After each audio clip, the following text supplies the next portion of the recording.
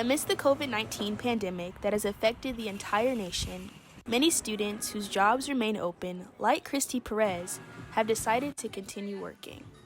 I don't really have a choice. My parents' financial situation isn't really the best, so a lot of people don't know that about me just because I work so hard and I always pay for everything myself, and it's always been like who I am. So that's the only reason I'm really working, and I like my job. I like what I do. With society's social distancing, most schools have turned to e-learning as a resource for continued learning.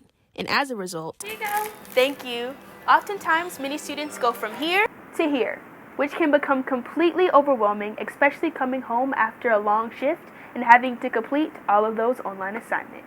The biggest challenge I would say would be finding the motivation, because sometimes like when I'm working late I'll be tired, but I'll have a deadline, so I have to still make sure that I do my work, because that's ultimately what's most important. Plus our shifts are kind of short-handed right now, so I assist the shifts and I'm like right under them. So it's been a lot of work and it's made it difficult for me to do my e-learning. As employed students juggle both work and school, many are in search of a better balance. I feel like if we had one due date where all the assignments were due instead of multiple due dates throughout the time period, that it would be easier and more efficient. I think the challenge is just keeping up with the work, because certain teachers are posting like a bunch of work and work for every single day when like we don't really meet every day.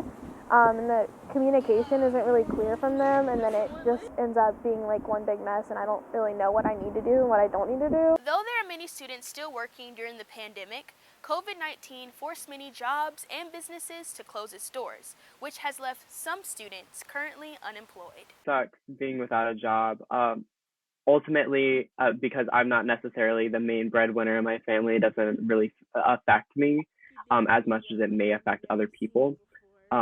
Which definitely brings a lot of perspective to the issue, but also it is a little bit frustrating at the moment, because I do need money and I do want to work, but I understand that ultimately it's probably not the best conditions to do so. I had just set up a great schedule balancing work and school, and then on top of all that, I was making my own money.